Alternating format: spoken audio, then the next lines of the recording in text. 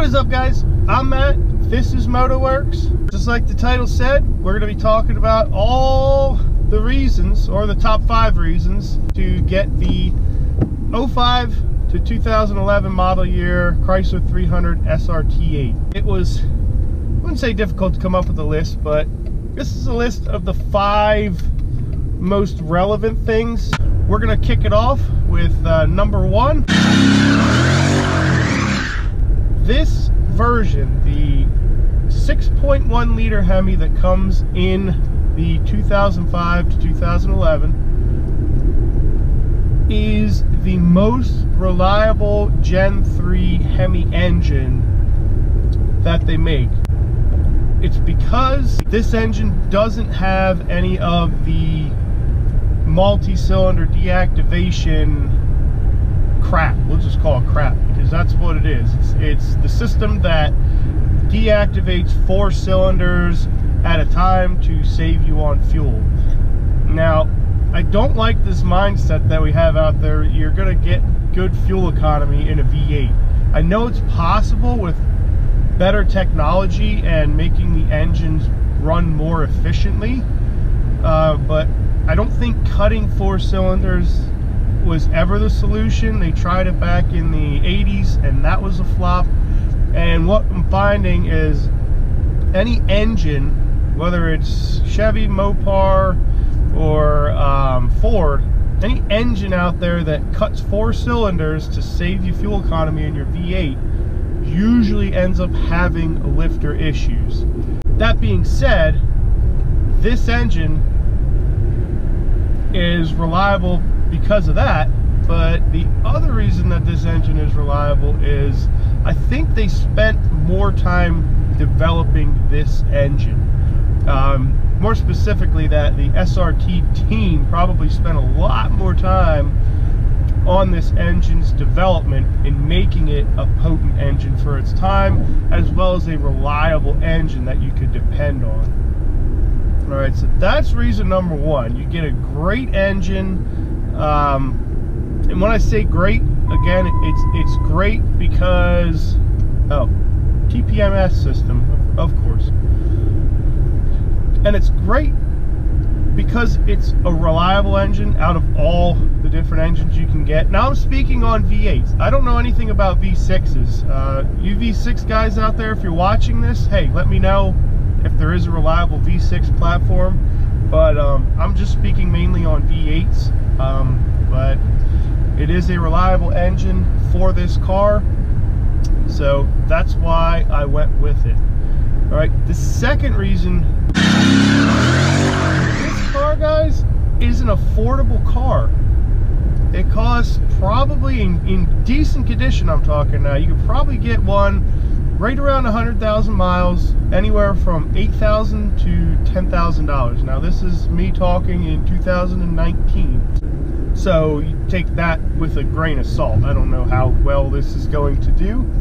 You might find that this may even be a good investment down the road. You may find that you might get your money out of it, because as these do become cheaper and people start buying them up, they get crashed, they get modified to where you can't bring it back to its original form. So, you know, you get one that has nothing done to it, it might start to gain a little bit more value down the road. But right now, in the market right now, these are very cheap cars to buy. They're a great bargain at the price because you're getting a 425 horsepower car, you know, for under $10,000. That's a pretty good deal that you're not going to find many places without, you know, having a lot of miles on it or just being in really bad condition. So pricing, that's the number 2 reason to get this year, or this year range specifically. As long as you can afford to put the gas in them, they're definitely a bargain for the price you can buy these for. All right, that brings us to the number 3. It doesn't have the crazy electronics that the newer SRT8s do. This has basic suspension. It's just a Bilstein strut. It is lowered slightly over the 300C. The struts and springs on this are just a mechanical setup, whereas on the newer car they have the dynamic stability control, or it's an electronic suspension setup, kind of like the magnetic ride suspension you find on some GM vehicles, newer GM vehicles.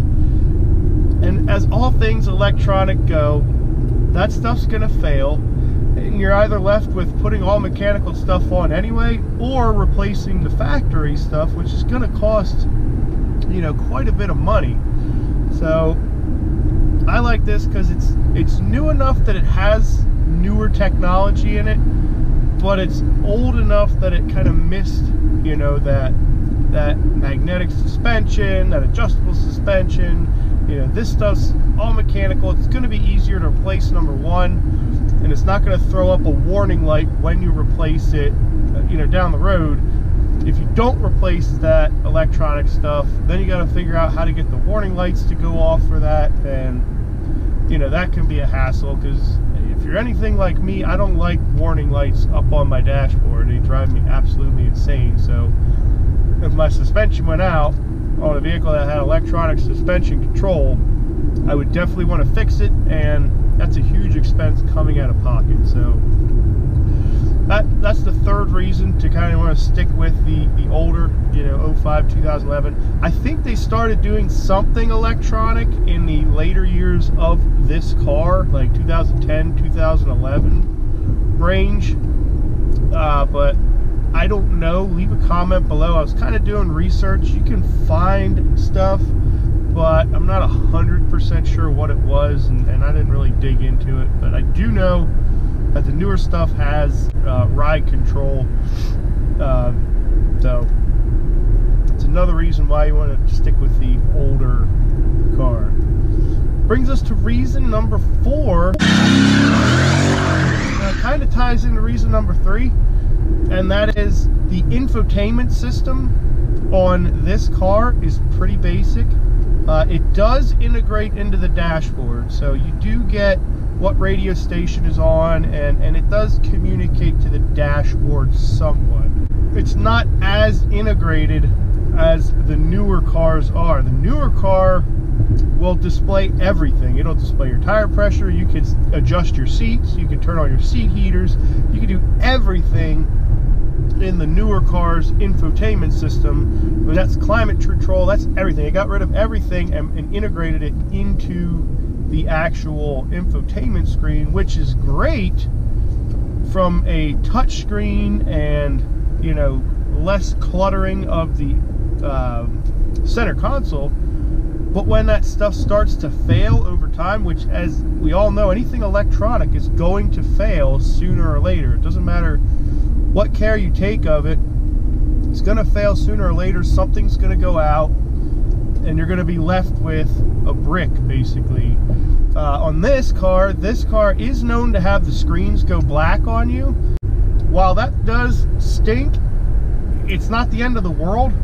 You could get a double DIN infotainment system that has an Android operating system, and it'll work perfectly fine. So it's not the end of the world if it goes out on this car. But yeah, if it goes out on the newer cars, I think you're pretty much stuck with replacing it with a stock piece. And again, you know, in the future, when these things are going to start to go out, they're not going to be something you can go to the dealership and buy. There may be companies that can repair them for you, but I'm not really seeing, you know, it being an easy or cheap fix in the future. So it's another reason why, you know, I stuck with this older car. It's not as technical, and it doesn't have as much technology in it. And then, fifth reason, I think because of everything I said as far as price-wise and having a nice reliable engine platform, I think you can get this at a good starting point, and it's a great car to build on because, like I said about the engine being reliable, it's something you don't mind putting money into. It's something you don't have to fix, and what I mean by that is you don't have to deactivate any multi-cylinder deactivation systems, none of that.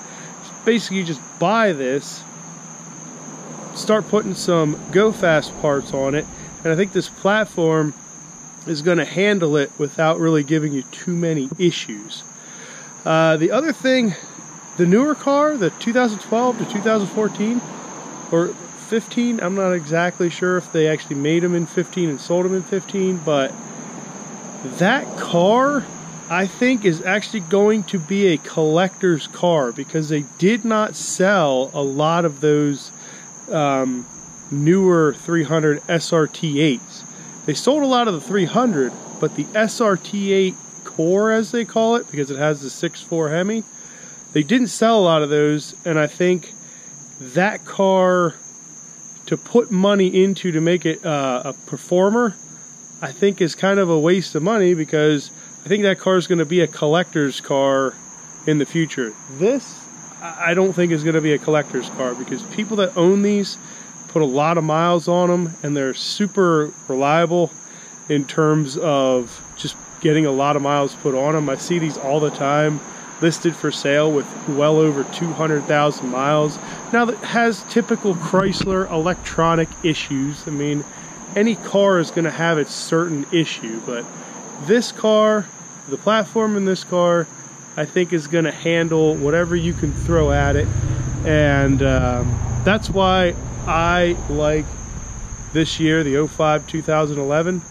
Let me know what you guys think, and things you like about yours, or if you have the srt8, you know, why you bought it. That's going to do it for this video. However, guys, if you like the video, as always, give it a thumbs up.